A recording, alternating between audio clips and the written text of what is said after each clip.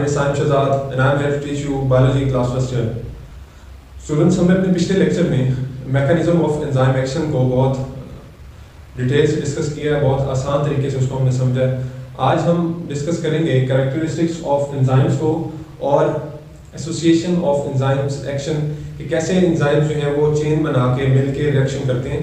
ये हमारी बुक में साइड पे उसको एक बॉक्स में लिखा गया, हम उस थ्योरी को समझेंगे आज इंशाल्लाह। उससे पहले आज हम डिस्कस करेंगे कैरेक्टरिस्टिक्स ऑफ एंजाइम्स को। ये क्वेश्चन बहुत अहम है लॉन्ग क्वेश्चंस के हवाले से। एंजाइम्स के चैप्टर में से ये क्वेश्चन आता है पेपर में।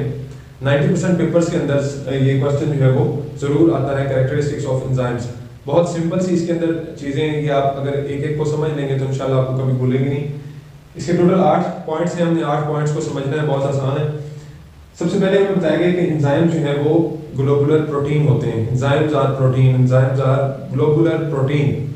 हमने ये बात कई दफ़ा रिपीट की है अपने पिछले चैप्टर्स में भी, इस चैप्टर में भी हमने इस बात को अच्छी तरह पढ़ा है कि एंजाइम्स जो है वो प्रोटीन होते हैं। इस चैप्टर का पहला लफ्ज़ ही हमें यही बताया गया था, अगर आपको याद हो कि एंजाइम्स जो है वो प्रोटीन है। तो इसकी पहली कैरेक्टरिस्टिक ये है कि एंजाइम्स आर ग्लोबुलर प्रोटीन। दूसरे नंबर पे बात करते हैं, मैंने ये लफ्ज़ लिखा है एनहांस, इसका मतलब होता है बढ़ाना, लेकिन हमारी बुक में लिखा हुआ है कि एंजाइम्स जो है वो increase the rate of chemical reaction.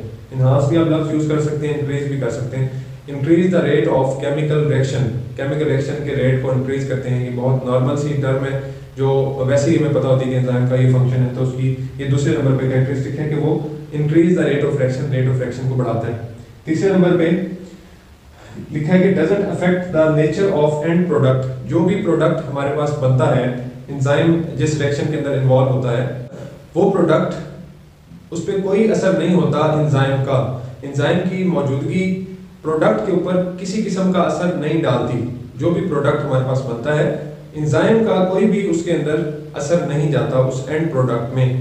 Doesn't affect the nature of and product, इस बात का ये मतलब है कि जो भी प्रोडक्ट बनता है उस पर एंजाइम का कोई असर नहीं होता।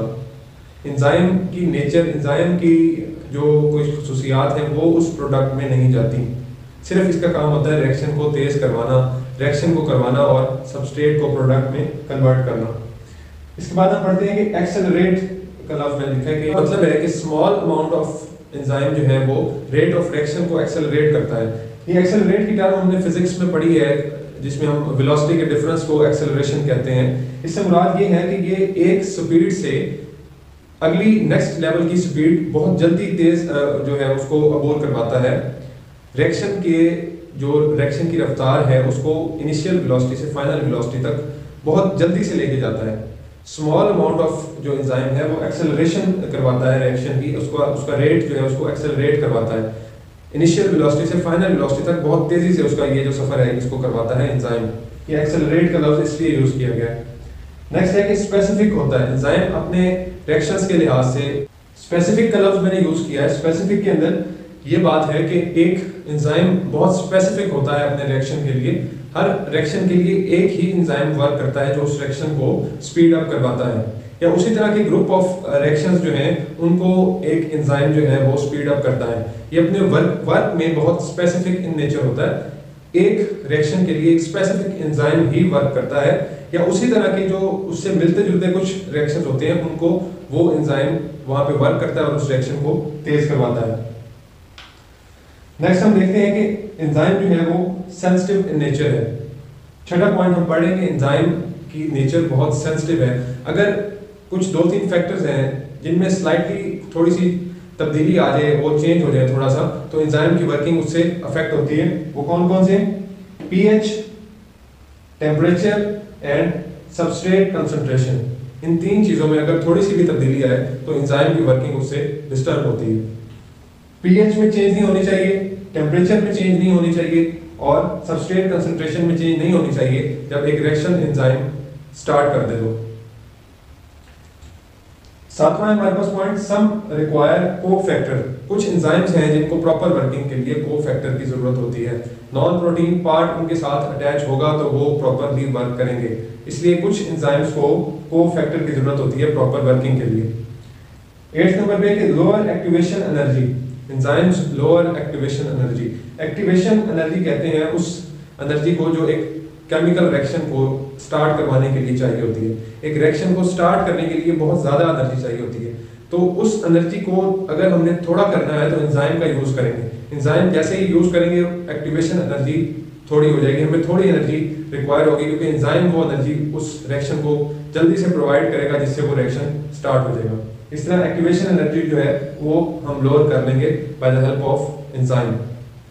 इसके बाद हम पढ़ते हैं कि how enzyme works as a chain और एज एन एसोसिएशन, इसकी डिस्कशन करते हैं। स्टूडेंट्स, अब हम एक बहुत अहम चीज़ को डिस्कस करने जा रहे हैं। नॉर्मली इस चीज़ की तरफ स्टूडेंट्स का ध्यान नहीं आता, लेकिन ये चीज़ शॉर्ट क्वेश्चन और एक ऐसा लॉन्ग जो 3 मार्क्स का होता है, उसके अंदर ये क्वेश्चन पूछा जा सकता है और शॉर्ट क्वेश्चंस में ये कई दफ़ा बोर्ड के एग्जाम्स में आ चुका है। इसकी तरफ ज़्यादातर स्टूडेंट्स इसको ध्यान से नहीं पढ़ते। आज हम जो ये एक छोटा सा टॉपिक है लेकिन बहुत अहम है, इसको आपने समझना है। ये एंजाइम टू एंजाइम चेन जो रिएक्शन होता है, जो एक एसोसिएशन बनती है एंजाइम टू एंजाइम, उसको हमने पढ़ना है कि कैसे एंजाइम्स मिलके एक चेन बना के रिएक्शन को करते हैं। एक 2 प्रोसेसेस हैं जिसके अंदर ये रिएक्शन इस तरह होता है, वो है फोटोसिंथेसिस एंड रेस्पिरेशन। इनके अंदर एंजाइम्स मिलके काम करते हैं, एक चेन में मौजूद होते हैं, जिसके जिनमें सबसे पहले एक सबस्ट्रेट एक एंजाइम के साथ अटैच होता है, फिर उसकी थोड़ी सी जब उसका एक एंजाइम के साथ बॉन्ड बनता है और वो फिर उसी सबस्ट्रेट को नेक्स्ट एंजाइम की तरफ भेजता है, फिर वो अगला जो उस चेन में एंजाइम मौजूद है वो उस सबस्ट्रेट को फिर नेक्स्ट एंजाइम की तरफ भेजता है। तो इस तरह एक चेन ऑफ रिएक्शन चलती है और एंड पे जाके एक एंजाइम जो उस सबस्ट्रेट को प्रोडक्ट में चेंज करता है, इस तरह जाके ये टोटल रिएक्शन मुकम्मल होता है। इसकी एक स्केच हमारे बुक में दिया गया है। ये स्केच आप पेपर में भी बना सकते हैं, इसकी प्रैक्टिस भी आपको होनी चाहिए और इसका पता भी होना चाहिए कि ये क्या है। ये सबस्ट्रेट्स हैं, ये A B C D E, ये सबस्ट्रेट्स हैं लिखे हुए, और ये जो अंदर ये जो लाइंस बनी हुई हैं ये एंजाइम्स को शो कर रही हैं। एंजाइम 1 2 3 4, इसके अंदर 1-2 चीजें डिस्कस हुई हैं। ये इनिशियल सबस्ट्रेट है जो एंजाइम के साथ अटैच हुआ है। इस इनिशियल सबस्ट्रेट को प्रीकर्सर एक्टिवेशन कहा गया है। प्रीकर्सर एक्टिवेशन, ऐसा सबस्ट्रेट जो एंजाइम को एक्टिव कर रहा है, जो फर्स्ट एंजाइम को एक्टिव कर रहा है, उसको हम क्या कहते हैं? Precursor activation. प्रीकर्सर एक्टिवेशन की टर्म यूज की गई है फर्स्ट सबस्ट्रेट के लिए, इनिशियल सबस्ट्रेट के लिए जो फर्स्ट एंजाइम को एक्टिव करता है। ये पहले इस एंजाइम के साथ करता है, फिर ये एंजाइम इसको नेक्स्ट ट्रांसफर करता है एंजाइम दूसरे एंजाइम के पास, फिर तीसरे के पास, फिर चौथे के पास, एंड पे हमारे पास ये जो है ये प्रोडक्ट हमें मिला है।